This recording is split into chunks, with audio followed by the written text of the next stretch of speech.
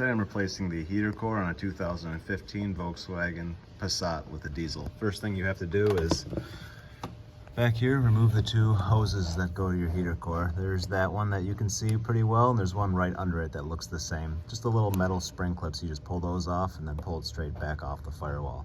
Put a pan underneath it, you're gonna lose a lot of coolant, and then yeah, just to catch it so you don't make a huge mess. But I'm gonna pull those off now. Right, with both of those removed, what I like to do is get this air gun. It's a big long one like this. Stick it down there and just blow out the coolant.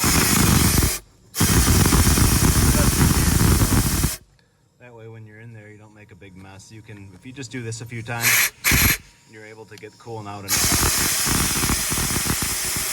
Or when you pull the hoses inside, you won't really get anything in the interior at all. So just blow those out. Those clips can fight you. Sometimes when you're pulling the quick connects off, you have to spray a little. I sprayed a little bit of this breakaway on it to kind of help get it off there, and then I pulled the clips off all the way just because they were fighting and it kept popping back into position. So, yep, blowing out the coolant. Right now you get inside the car, and this is on the driver's side, and you pull this one Torx fastener right here. It's a T20. Pull that off right here, and then you can take this hole. I'm gonna do it. And then you can take this whole panel and just pull it down. And just unclips right from the center console here. It just kind of clips into place. So if you move the seat back, that helps a little bit. I'm gonna want to do that anyways, just to get in there better when I'm fighting the heater core out. So yeah, this just pulls straight down. There it is.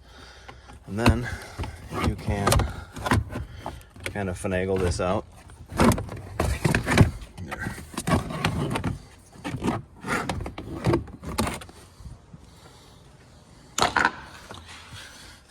Now I'm getting in there. You're gonna want to pull this lower cover off right here. Just the fasteners on the front edge, this one. And then there's another one on this side right here, and then this little quick connect thing. You push in these tabs on both sides like this, and then you can pull it straight down. So I'm gonna pull this plastic cover off now. To this fastener here better, you can just pull this right out of the way. You just push in these tabs on both sides, and this whole thing just falls down, just kind of barbed like this. So those are the barbs. You just kind of get past that point and that point, and then you can get right in there to that screw a lot better. And then you can also see there's another one hiding underneath here. So I'm gonna do those and then pull this down and out of the way. You want to pull this screw right here. You're pulling this little air duct off, so you can see this is actually a better angle. This screw here, and then this one right here. They're also the same Torx fastener.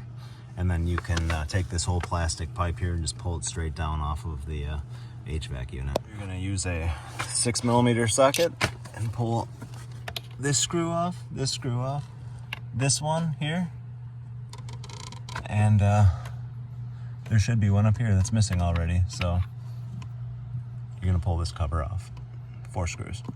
All right, now there's your heater core right there. You're gonna pull these 2 V-band clamps off. What you're gonna need for that is a 3mm Allen.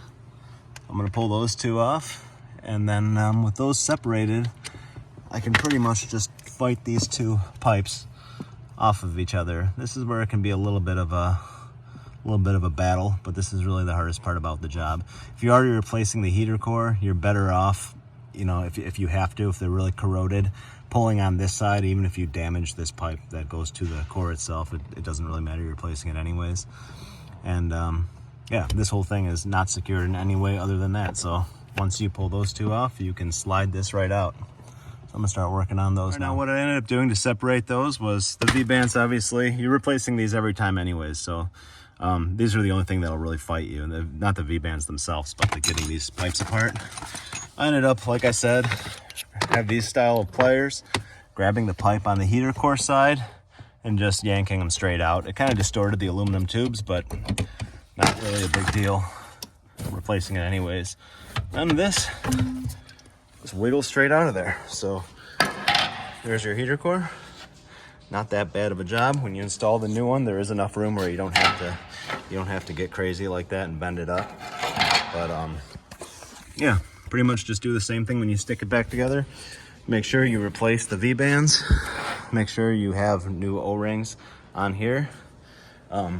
Here's the kit you get. You know, it has the V-band along with the O-rings and the bolts for the clamps all right there. And yeah, just pretty much reversed procedure. It's not too bad of a job at all.